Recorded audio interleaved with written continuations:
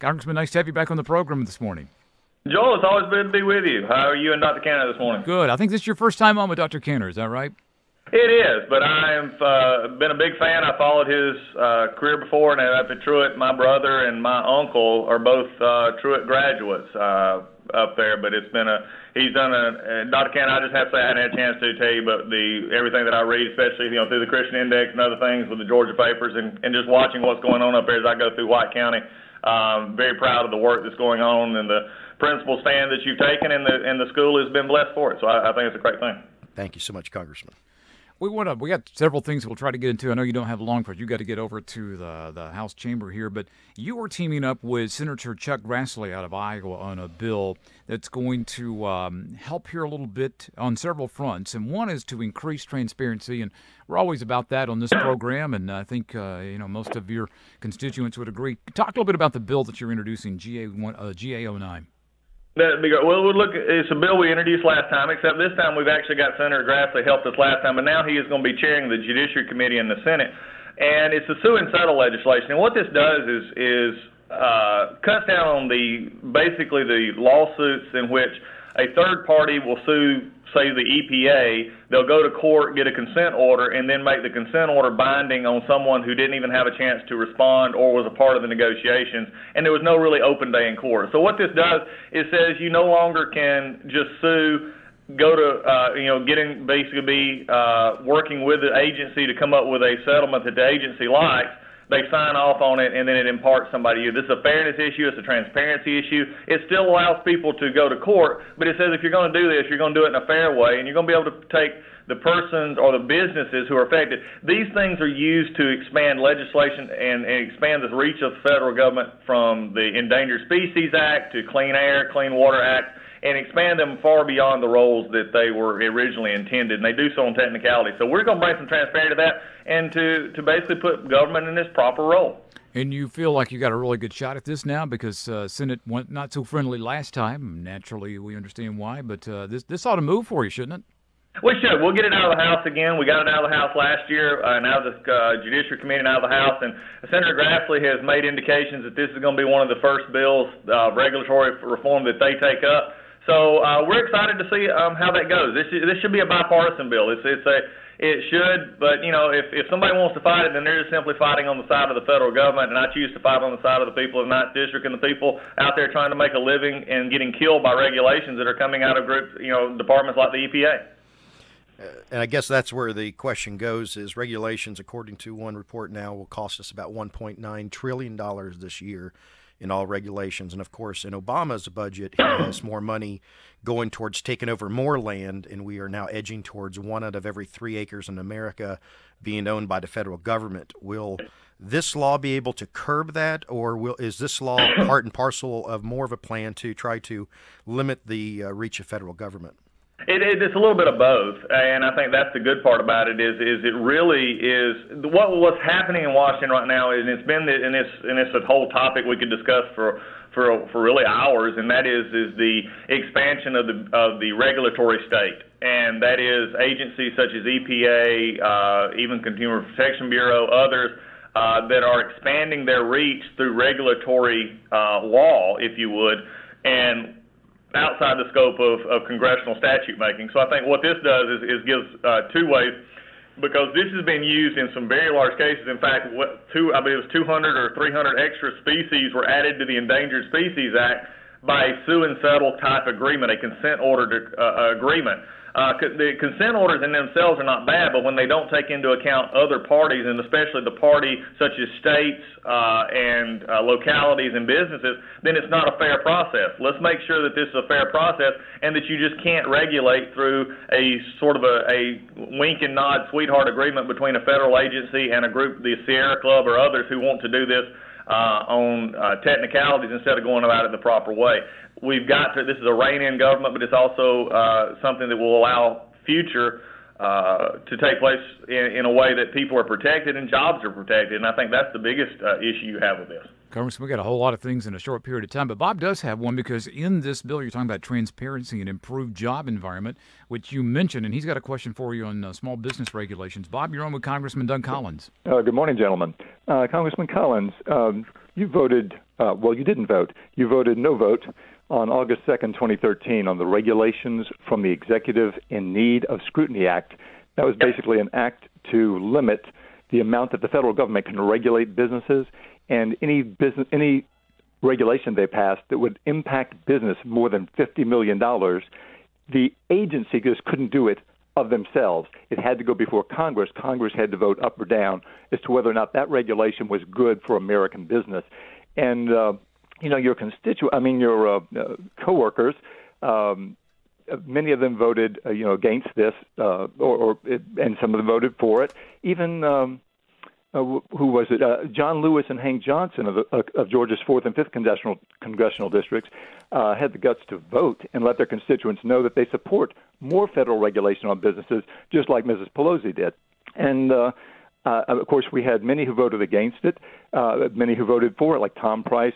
Rob Whittle voted for it. Austin Scott voted for it. Paul Brown voted for it. Phil Gingrich voted for it.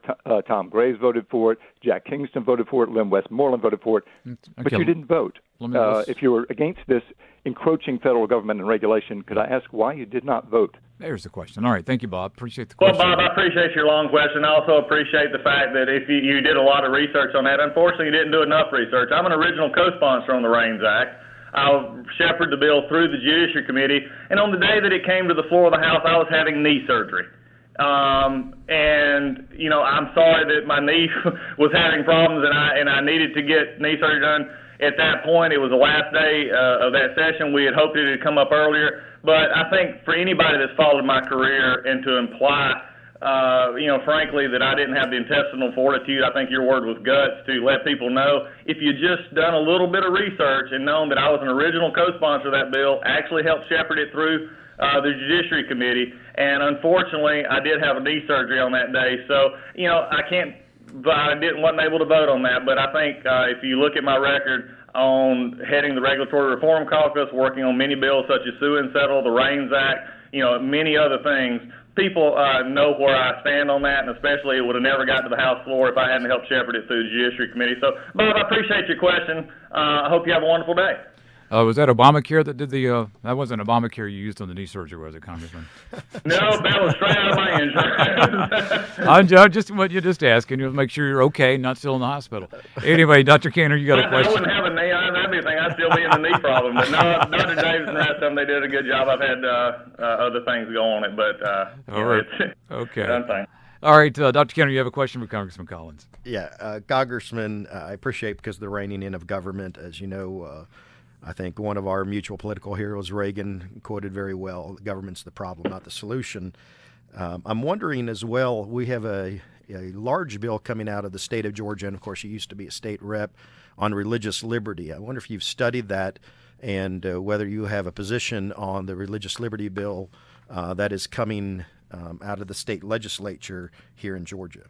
Dr. Kenneth, that's a great question. I've not studied the bill in depth by not being down there. We've been, frankly, sort of packed up here the last little bit, but I have heard a little bit about it. And from my understanding, it's basically they're trying to now model it after the federal legislation of protecting religious conscience.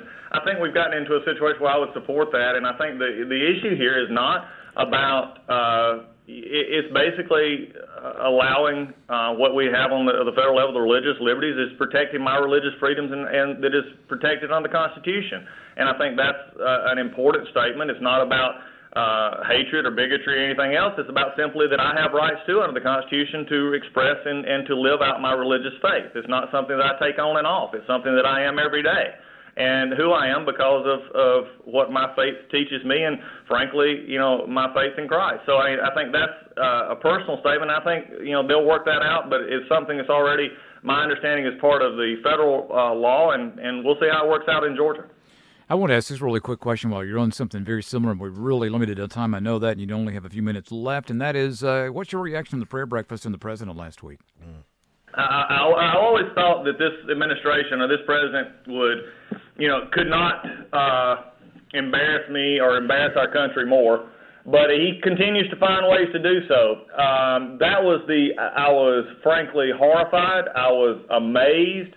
I don't understand, how you make those connotations, why you even bring this up, especially at times when this is the same administration that says this is not a religious war.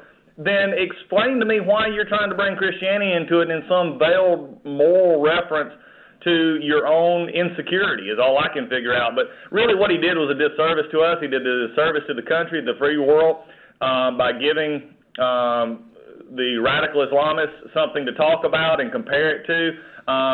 And that's just wrong. This administration gets it wrong. They get it wrong on foreign policy many times, and especially you got to call what it is. Radical Islamist is radical Islamist. It's not something else. And just because you don't call it that doesn't mean it's not. Just because you don't call a duck doesn't mean it's not a duck. And this is just an amazing part of this administration. Well, and I guess one final question. I know you have to go, and that is, knowing our threat abroad has to be called, politicians and others will call it radical Islam. I'll simply just call it purist Islam. On the second front, the deficits now hit $18 trillion. We all know that it's going to be reforms in the large entitlement programs that somehow halt the massive increase, no less than $500 billion a year. And Congressional Budget Office says up to $1 trillion within a few years. Is there discussion on balancing the budget by Republicans? And if so, how would that be handled? Yeah, there is, Dr. Cannon. I think that the House has actually passed a 10-year balanced budget in the last Congress, and we will. Dr. Price is the head of the Budget Committee now from Georgia, and Senator Enzi in the Senate. And I think now we're going to actually be able to pass a budget between both the House and the Senate that we can work on. Remember, the President doesn't sign the budget. Those are numbers that we use in the House and the Senate to set the appropriations numbers. And I think when we show a balance at a certain point in time, again, it's just in stark contrast when the President released his budget, just last week.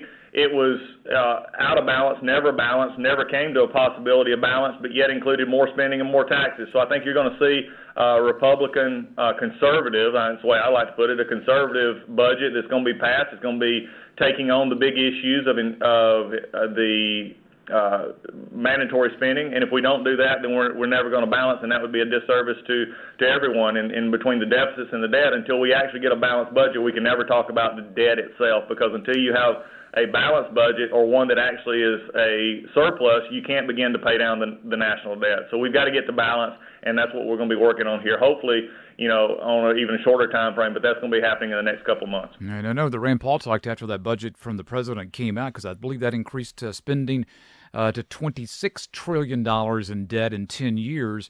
But he's talking about this penny plan. Are you in on that? Do you like that? Because he gives that to 4 to 5 years. You balance the budget, then you start paying down debt. Just taking a penny, 1% of everybody's budget. Oh, I think look. There's several plans out there that can balance it quicker than that. The question is how we go about it and how much the political will is to balance it. I think for myself and others, we're willing to take that on. So I think I'm willing to entertain any discussions that actually do balance our budget. And the biggest thing is again, it can't be simply balanced on our discretionary spending and our military spending. 84% of our budget is dealing with Social Security, Medicare, Medicaid, debt payment, and miscellaneous pension issues. So, until you take apart the 84% and start actually looking at it as something that grows that's off budget, we're never going to get there. So I'm open to any plan that helps us get there, but it's going to have to take into account those programs. And if not, then we're not going to be able to balance the budget. We're not going to be able to do the things we need to do. I just, here in the simple corner where I sit all the time, you're like a penny. You get 99 cents, and you give me a penny, and we're going to balance in 5 years. That seems like really simple math to me, Congressman. I just kind of rattle their cages up there about that, will you? Yeah, we'll take a look at it. Okay. Like I said, and in fact, the thing is sometimes we do make it too complicated. The bottom line is where the federal government has for years spending more than it takes in, right. And we got to stop. Absolutely. Hey, thanks for taking time. I know you need to get over to the House chamber. Appreciate you taking time on that to update us on the initiative that would increase transparency. But it's always a good thing. Keep us updated on that, and we'll talk to you again real soon, Congressman. Sounds good. Y'all have a great morning. You too, Congressman. Doug Collins from Washington with us here this morning.